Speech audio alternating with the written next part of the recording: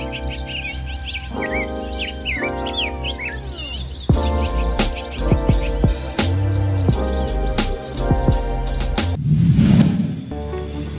teman-teman, Assalamualaikum warahmatullahi wabarakatuh dan selamat sore serta salam sejahtera bagi kita semua.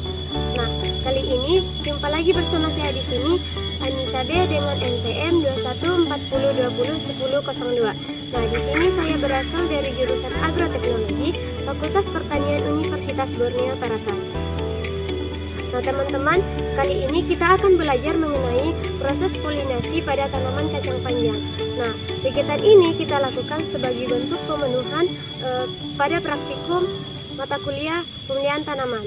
Sebelum saya masuk ke dalam proses metode atau proses polinasi pada tanaman kacang panjang, di sini saya akan menjelaskan sedikit terkait apa itu tanaman kacang panjang dan apa itu polinasi. Jadi teman-teman, tanaman kacang panjang itu merupakan tanaman bersama, di mana tanaman ini memiliki batang yang berbentuk silindris yang menjalar. Kemudian daun tanaman ini berbentuk bulat lonjong yang menyirip. Adapun buah pada tanaman kacang panjang atau bunga pada tanaman kacang panjang memiliki bunga sempurna, di mana di dalamnya terdapat gamet jantan dan gamet betina. Sedangkan polinasi itu merupakan suatu proses penggabungan antara gamet jantan dan gamet betina, di mana gamet jantan itu dapat disebut juga sebagai pulen, sedangkan gamet betina itu dapat disebut sebagai kepala putih. Oke teman-teman, mari kita saksikan proses metode atau proses polinasi pada tanaman kacang panjang. Mari saksikan.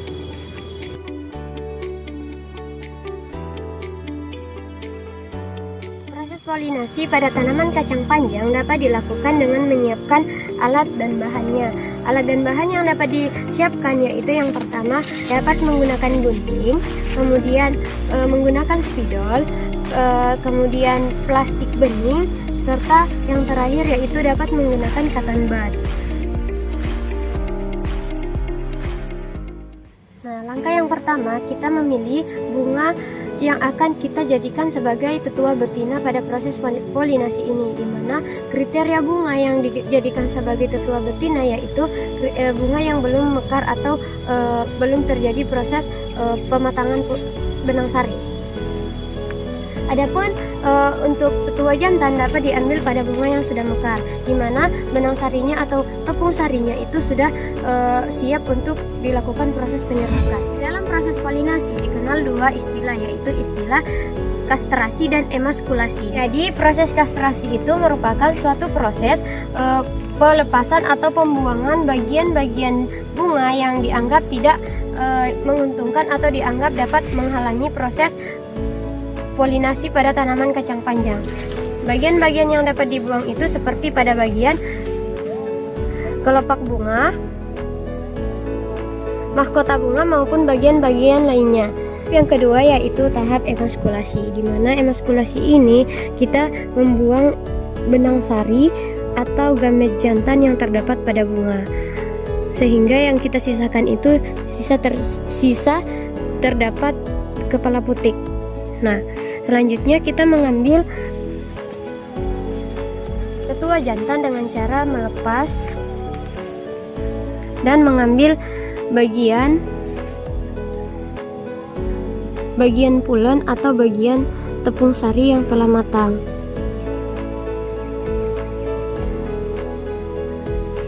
Selanjutnya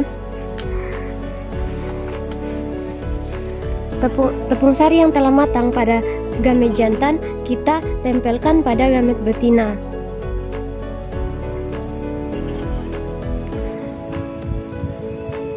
Nah, kegiatan ini dapat dilakukan dengan menggunakan cotton bud maupun secara langsung seperti ini. Untuk memperoleh hasil polinasi yang maksimal, maka penempelan benang sari atau tepung sari dapat dilakukan sebanyak 3 kali.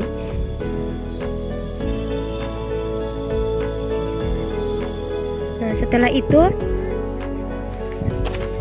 hasil polinasi yang kita lakukan, kita bungkus dengan menggunakan plastik bening yang telah diberi kode berupa tanggal.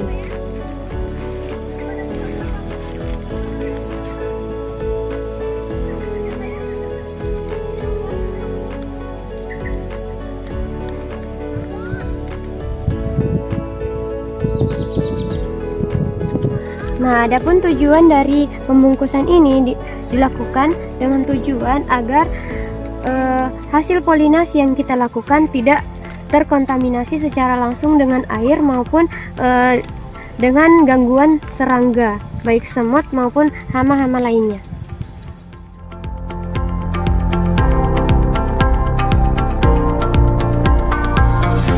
Nah, mungkin itulah sedikit proses atau cara metode polinasi pada tanaman kacang panjang yang dapat saya sampaikan.